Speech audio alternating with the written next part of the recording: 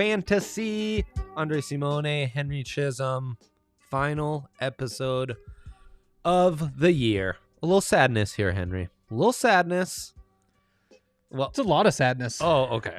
I mean, You're for giving me, me nothing for a second. Famously, well, I'm trying to tweet out the stream. All right, I got it. Like, I kind of struggled in my fantasy leagues, but fantasy basketball just started, and I'm off to a pretty hot start there, and I'm feeling pretty good about my chances because I play with Roto style or matchup style? I think Roto. That's the one where it changes every day, or it's just like categories. Yeah, I love the categories. Roto's There's no other way to fun. go. It is Roto's so much fun. Like, it just Also, makes you put together like a good basketball team.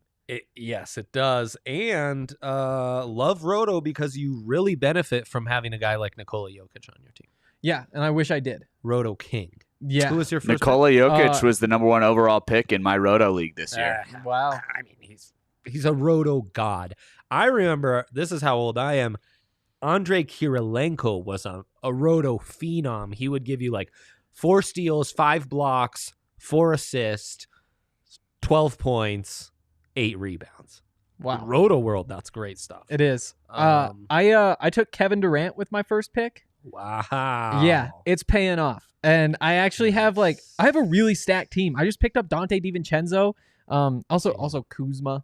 But up at the top, don't cancel. I've got MPJ, I've got Will Barton, Trey Young, DeMar DeRozan. Those are the actual good players. Kemba Walker when he comes back. So I'm as much as I hate to see the fantasy football season end, it wasn't going great for me, and now I have another chance to play fantasy that's relevant. Love to hear that. We are presented by DraftKings Sportsbook, of course, the +1 sportsbook in all the land. Jump in today, use code DNVR. They'll match you a bunch of stuff. And Hank, plus 200% profit boost on the NBA today, 20% profit boost on the NBA on top of that. Hedge opportunities left and right, Nuggets on a back-to-back.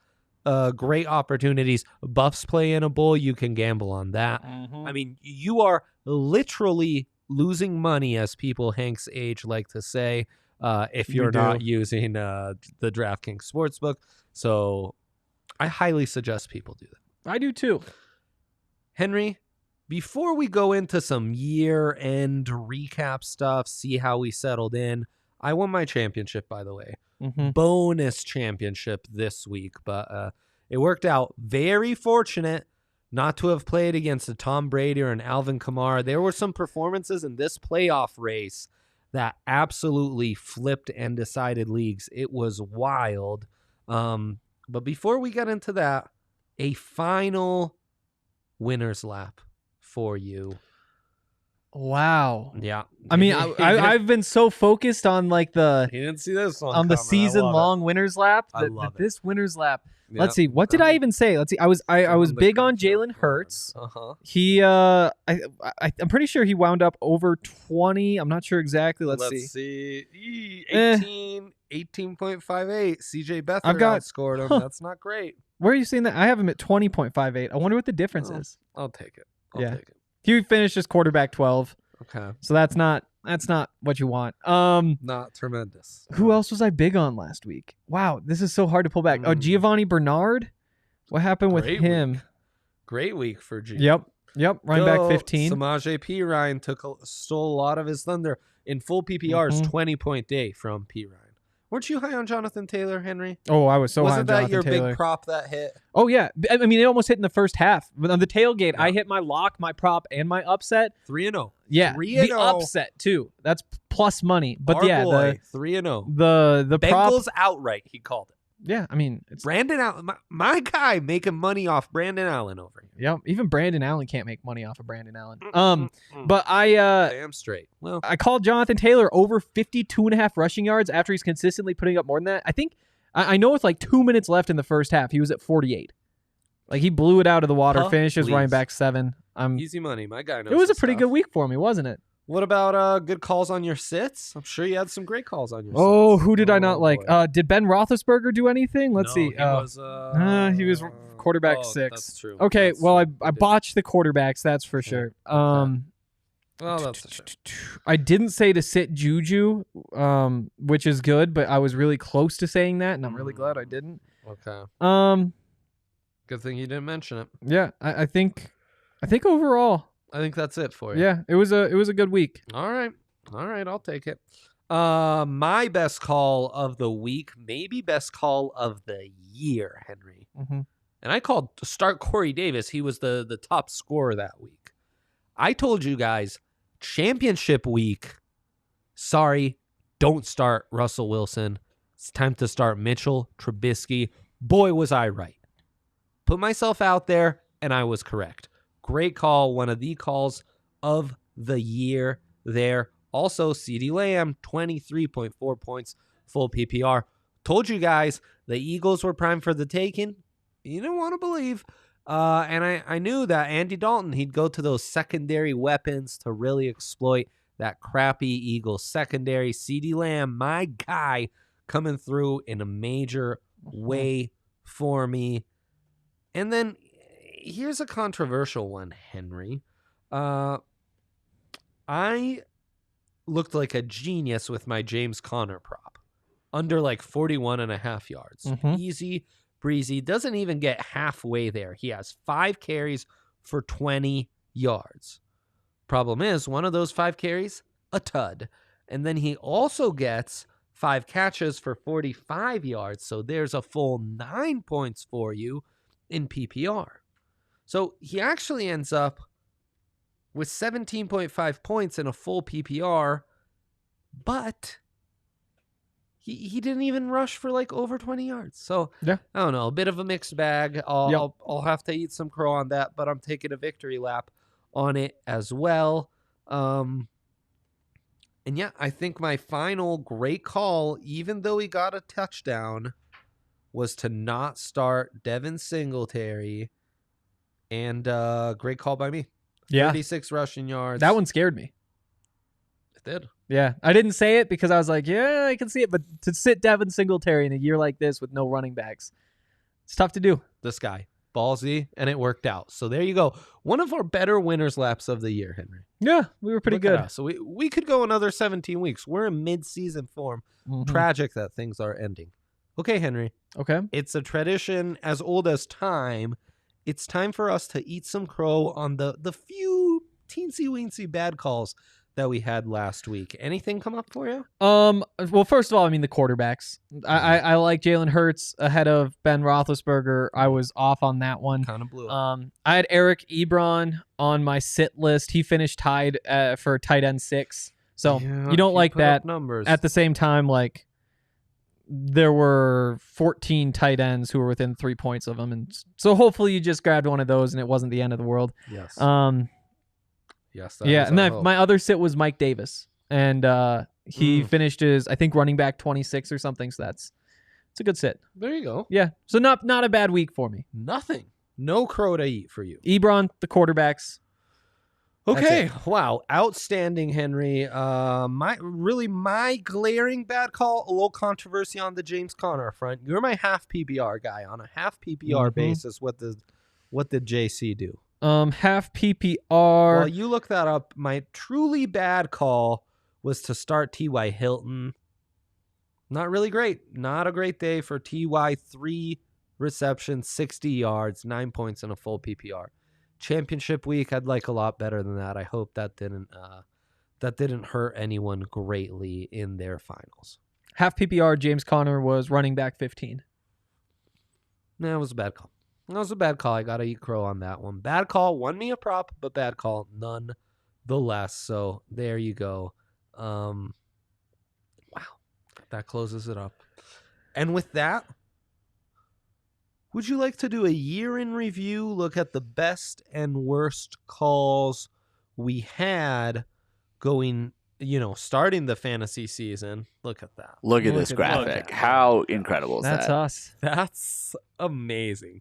Wow. Now I know that I need some of those glasses. I could totally see you rocking those at, like a party 4th in your of July apartment party with your one roommate, because Yeah.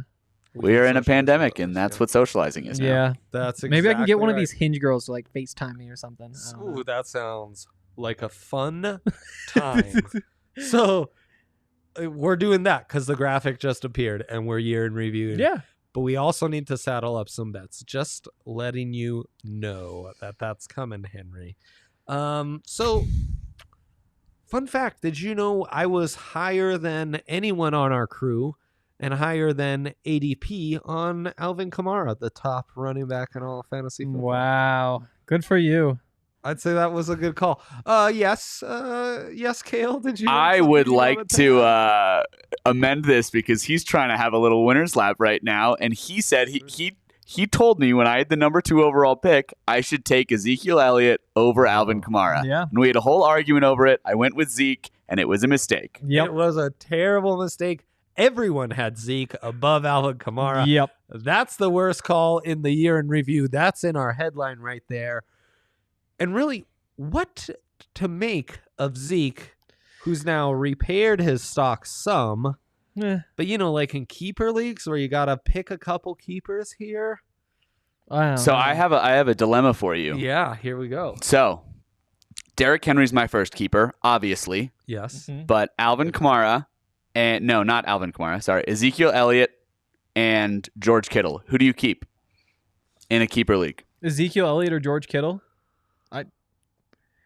I'd be tempted to go Kittle, which is kind of crazy considering, like, if you just think, like, who would get drafted first? It wouldn't be Kittle. But at the same time, do we trust Zeke? Because and then there's the premium on the tight end position when there's only 3 guys in any given week that are going to give you big scores. Like, I'm not sure it's even close. It's Kittle all the way. Wow. Yeah. I mean, because nothing's going to change with the Cowboys. Like I don't think that all of a sudden next year they're a much better football team. I guess you get with Dak back, I mean, you get that, but like for the running with the game, O-line being healthy, exactly. Like the offensive line is the problem. Like that's why Zeke was so good the first couple of years because he had massive holes. When there are no massive holes, the baffling thing with Zeke is how he's being utilized in the passing game too, right? Well, yeah. If the receptions aren't there, he's had years where he's getting, 60, 70 catches. You're not seeing that. And that's where Alvin Kamara really, just surpassed him like nobody's business. At least I didn't have Saquon Barkley ranked ahead of him. No. And honestly, to me, that is probably your best call. And like it happened because of an injury, and that's tough to predict. Mm-hmm. But the fact that you had Barkley at 8 probably did save some people from taking him higher, even if he didn't fail for the reasons you expected him to. Right. Yeah, and let's hope. Let's hope that some people were able to heed that advice. That was a close one. He slowed down there for a minute with Taysom Hill, and then he had that week last week where it was just 377 fantasy points in full PPRs. Just absurd production. Henry, we were the same 5th on Dalvin Cook. Yep. That was the same as ADP, so good call by us on that. Mm-hmm. I was the highest on Derrick Henry. You were. Having him 7th, but I was lower than ADP, which had him 6th, and he was a top 3 running back all year. When does it end for Derrick Henry, though? I mean, I don't know. He's on a historic path for like 2 years. Yeah, I think that he's just that good. You've never seen an athlete that looks like him. Ever. Like there has been nobody who is built like that at that position. Yeah, not for many years. Who would you say that? Well, Jim Brown or nothing. Yeah. But we're talking about someone who was playing a completely different era. It's true. But like when you just see somebody modern day Jim Brown. Yeah, and I don't see any reason to think he's going to not keep doing it. Like eventually he won't be good, but like how old is he now? He's 27. He's got at least a couple more years of this, you'd have to think. Yeah, the fall with running backs is just so drastic. He's just so different, though, than any other running back. Like, these aren't that big and that strong and that fast. I guess one guy I would compare him to is Larry Johnson, who was a fantasy darling with the Chiefs for like a year and a half and then fell off a cliff. But you're right. I don't think he was quite the specimen that Henry is. Yeah. He's just... he's special, and I know I trust it. You know what I keep thinking about, though? It was Chris Long today tweeted something about tackling Cam Newton, and said that it's like basically impossible. It's like tackling like a concrete wall or like tackling a tree or something like that. I mean, that's what Derrick Henry is too. And like what Chris Long was saying is like you hit him and you're the one who gets hurt.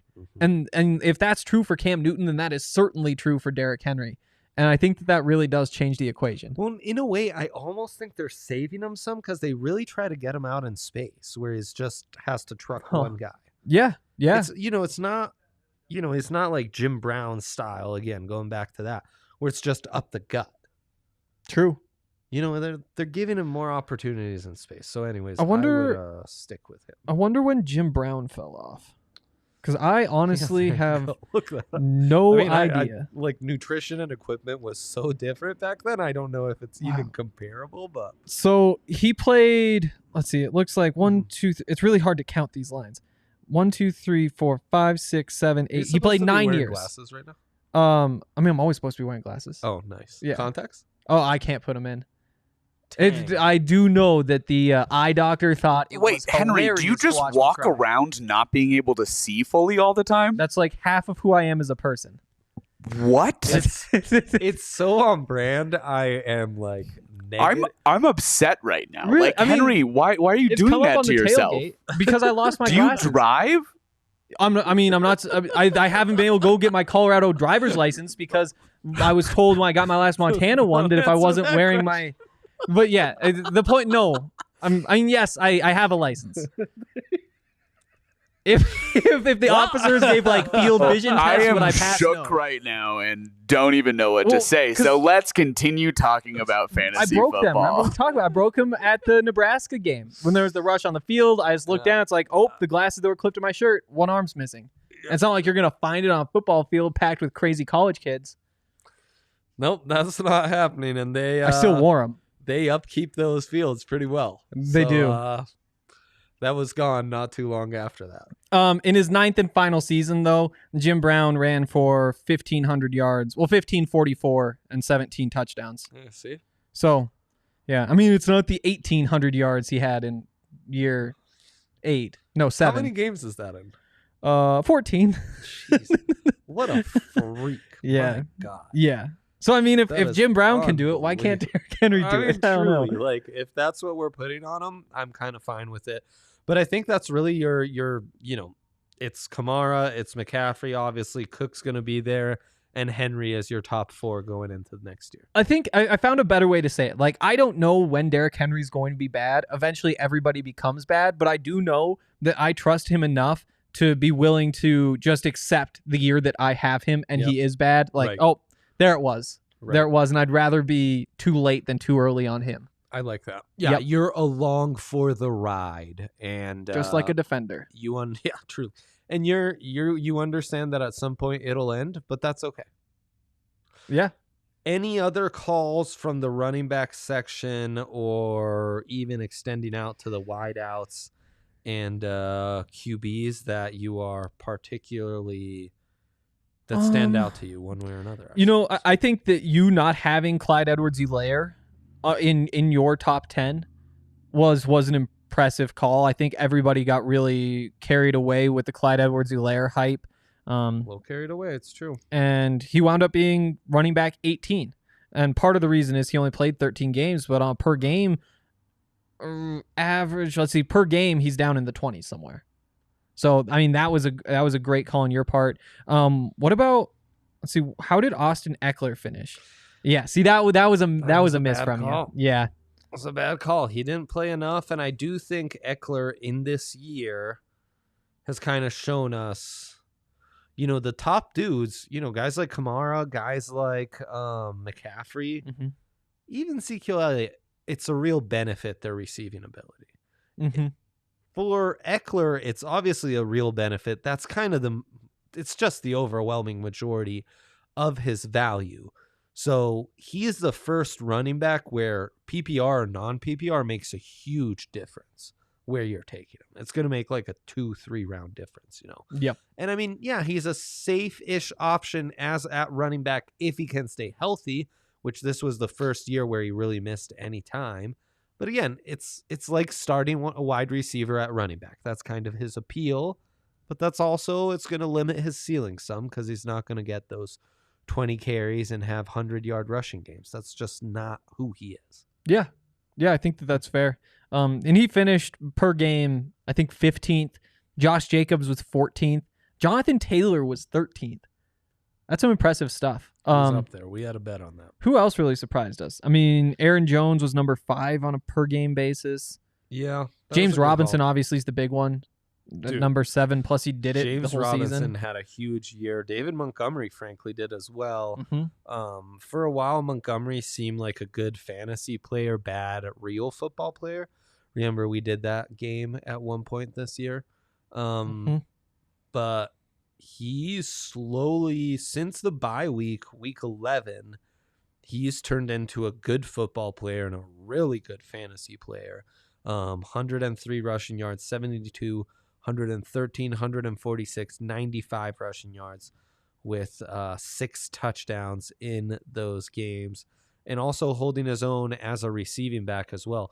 I think David Montgomery, in my eyes, has done as much as just about anyone in raising his fantasy stock. I guess short of James Robinson.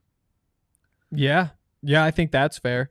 Kareem Hunt, another guy that belongs in that conversation, running back 8 on the season. Big time. And also, I mean, Antonio Gibson, the rookie, 13th. Yep. It will be interesting to see what happens to Mike Davis, too. As somebody who was the 12th best running back this year. Yeah. With obviously Christian McCaffrey's back next year. I'm not sure what his contract looks like, but he could be somebody who finds himself a role somewhere. You'd think he looked outstanding this year. I mean, him and James Robinson have just been really, really good running backs in real life. Yeah, you're right. It'll be really interesting to see Mike Davis, DJ Moore, Curtis Samuel, that whole Carolina offense. What they do at quarterback's going to be interesting. I'll definitely be monitoring them and kind of have my eye on like a buy low candidate. So Mike Davis is a completely unrestricted free agent this offseason. So probably new team. Yeah. I mean, he could be a fascinating.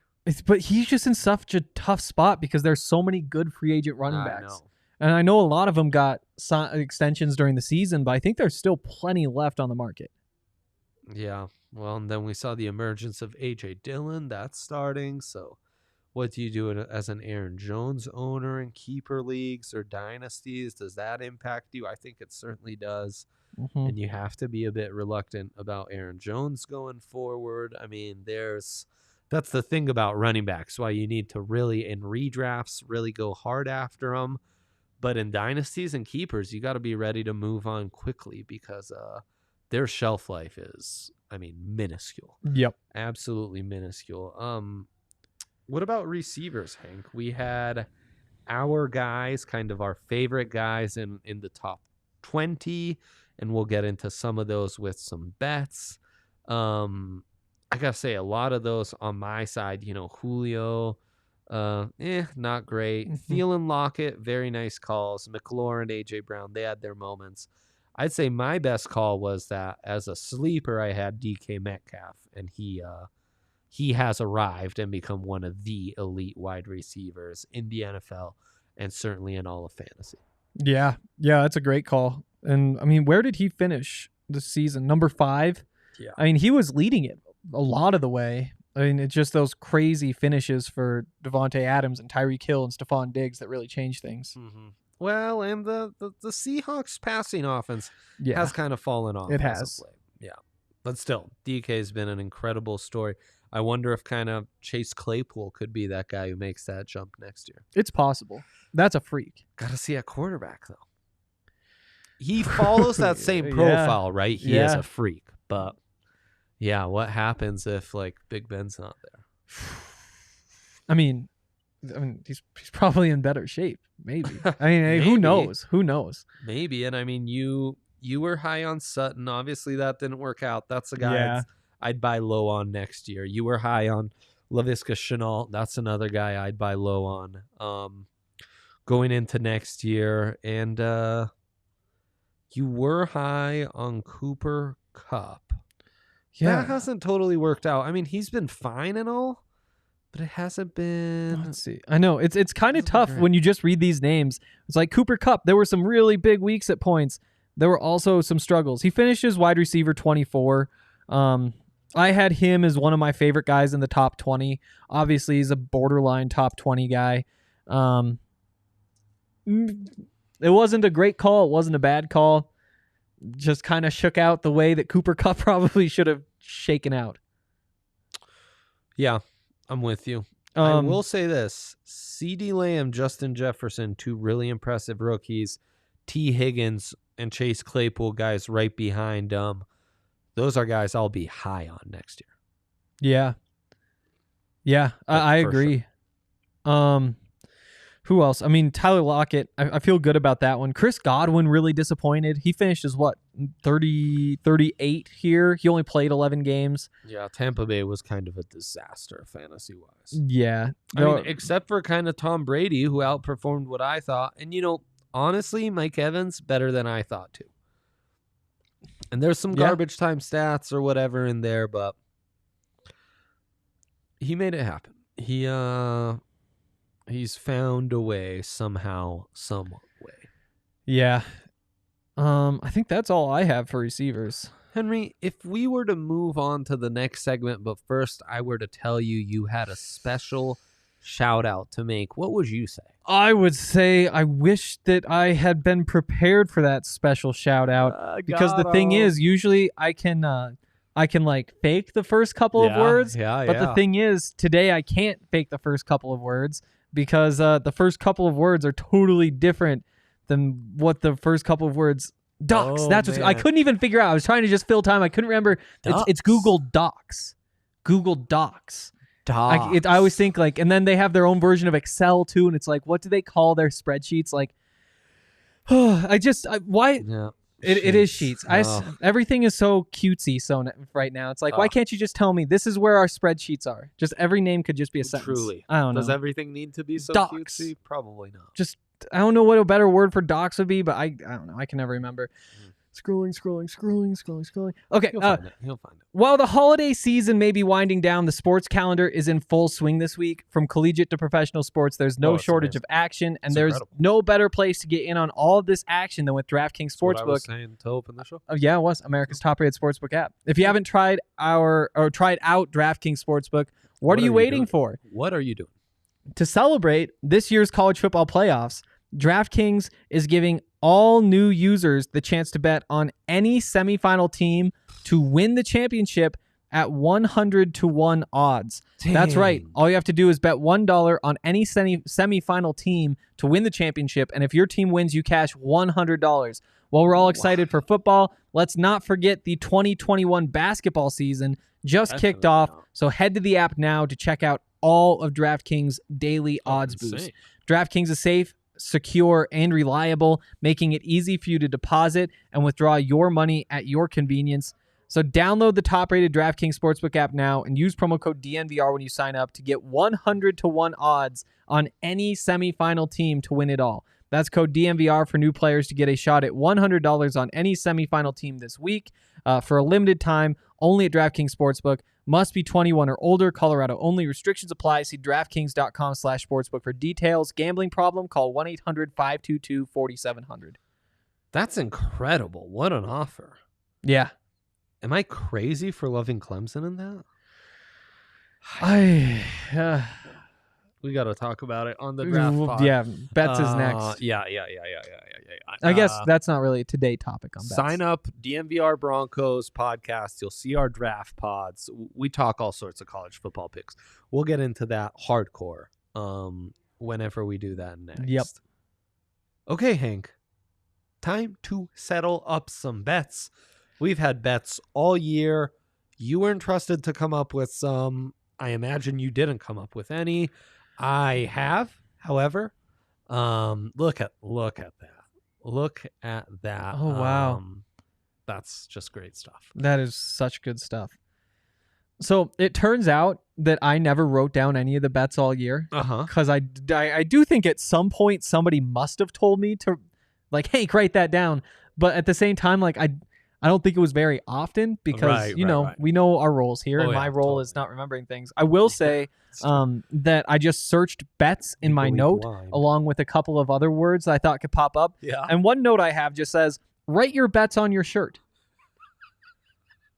That's all it says. I don't know what the context was. I don't know what the point would be. I just thought that was an idea that should be remember. Do we have a date on this? August 26th. I found mine by searching Hank. Oh, Because then I could find all the bets where Oh, it had yeah. your name. Oh wow! If by I it. search Dre, I'm gonna have Is way it- too many notes. Wasn't that great? And then yeah, so that's what we've got. We've made lots of bets, some that we can trace back, others that are lost in the Mhm. ether. If you're listening, reach out, let us know. We'd love we'd love to hear your recollection of facts as it pertains to the show and the bets. Let's start with some more recent ones though, Henry. So you said, and you're my half point PPR guy. You're my half point PPR guy. So you're going to have to help me settle up. Settle up. Nope. It was just on the graphic tray. Settle up. Saddle up is like riding a horse. I Googled it to come up with the And it said name of saddle this up? segment, and it said settle, which is why that segment is, in fact, as you pointed out, like that. But Yeah. just me, or have I heard saddle up? Only when talking about horses. Okay, not betting. No. Okay, I don't there even you think go. any other animals. You Like a camel? going into week 15, we had two bets related to the fantasy football playoffs. I thought that one Nick Chubb would have more fantasy points than Jonathan Taylor weeks 15 and 16. You said Jonathan Taylor in a half point PPR. I know in a full PPR who was right. In a half point PPR, who was correct, Henry? In a half point PPR. And talk us through the numbers. Talk Okay. us through. Well, we could talk all about the numbers.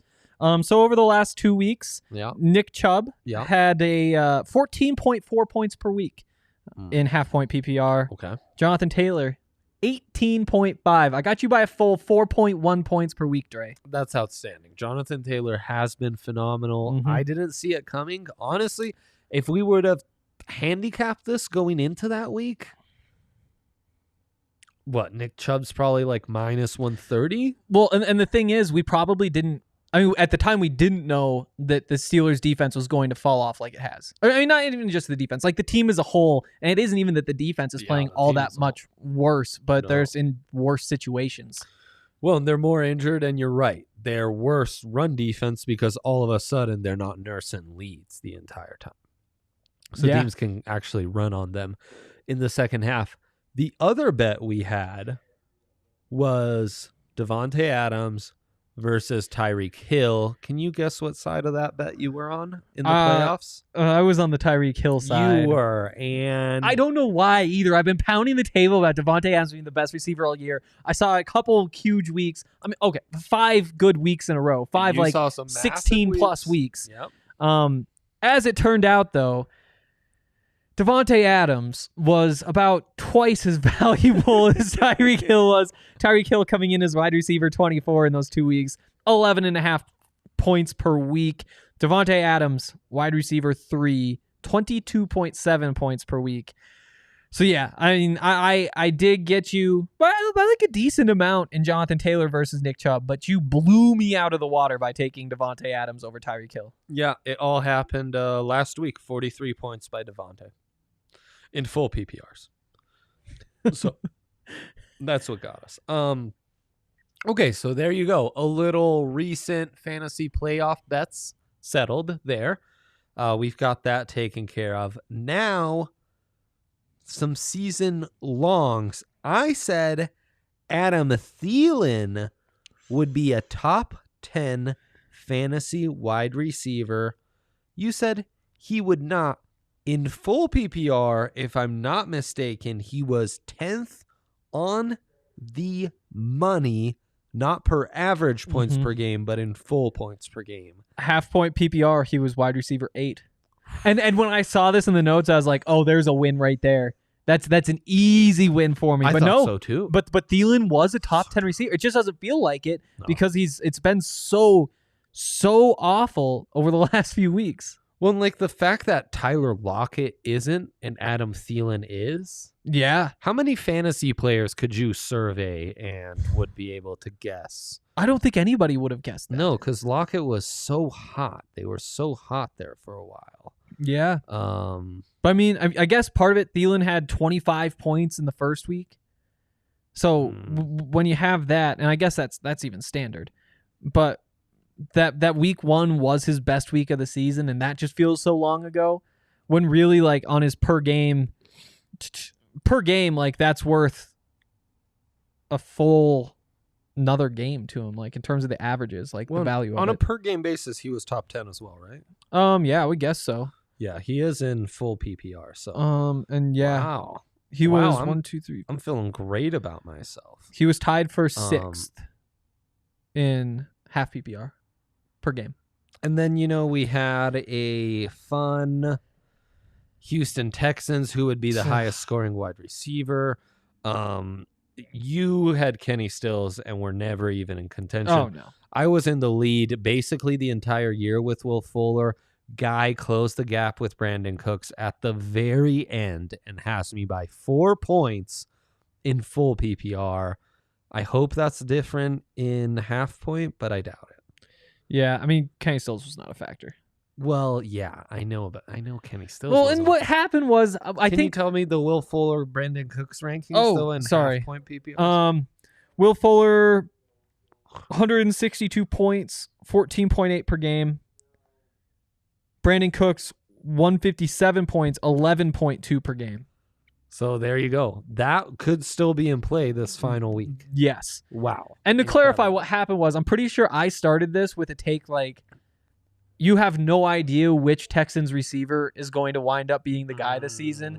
And then you took Will Fuller, and then Guy took Brandon Cooks. And I was like, well, this wasn't necessarily the but and then I was like, sure, I'll take Kenny Stills. And I think that kind of thing happened to me a little bit too much. I should have been a little firmer in my bets. We also had a Kenny Golladay to be a top 10 wide receiver. That didn't happen. He wasn't even like a top 50 wideout. No, I mean, But injuries, Lions offense, a lot. I mean, that was a mess. you don't get credit for the Lions offense being a mess. That was a mess. I was confident that offense was going to Yeah, be I a know. mess, and You were everybody thought it was big. great. I also remember You were saying big on the no there. that the Bears and Packers, the Packers were going to be a really good team, and the Bears were going to be the You were next big on best the team Packers. in the division. Did You that remember saying that? what? You remember saying that? Oh yeah, I was all over it. Then everybody else was like, "Oh no, the Vikings and the Lions." I was like, Yeah, I loved the Vikings. yeah, no." I was right. I was right about the Bears and Packers. Doesn't feel like very fantasy related. You were No. very wrong about the Patriots, though. So I just have a bad feeling. Oh, that's true. But for the most part, I mean, I feel pretty good about how I handled this year. You know what I was most wrong about? What? The Broncos. That was just terrible. That was terrible. It just didn't work out. Just wasn't meant to be, Henry. Just wasn't meant to be. It was meant to be to do this podcast. I really appreciate, our sponsors, our producers, you, Hankster, everyone involved in making this pod happen. It's really been nice. So we will, I'm sure, be back for some off-season stuff. We will still, for the few weirdos out there who are playing fantasy football in week 17. Fire your commissioner. Fire your commissioner. We will still do start sits because we don't take a break. And this will be a weird one to navigate because there will be some teams sitting people out, right? Like I'm seeing Mason Rudolph starting already. Did you? I mean, I Mason believe Rudolph starting? Yikes. yeah, Mason Rudolph is starting week 17. Jared Goff got elective surgery to try and be ready for the playoffs. So Yeah. we're getting a AAF quarterback starting for the Rams. Lots of weird stuff going on. I love AAF quarterbacks. I love AAF quarterbacks. Here. Truer words have never been spoken, frankly. So anyways, we will still be doing that from a fantasy perspective. Chiefs should be benching everybody. You would assume that would. If be not, smart. they deserve an injury. I mean, nobody deserves an injury. Whoa. But, I mean, in the way that anybody could. Like, We wish you good season tidings and not what Henry just said. Happy New Year to you all. Thank you for following along. And stay tuned for more to come in the offseason and beyond.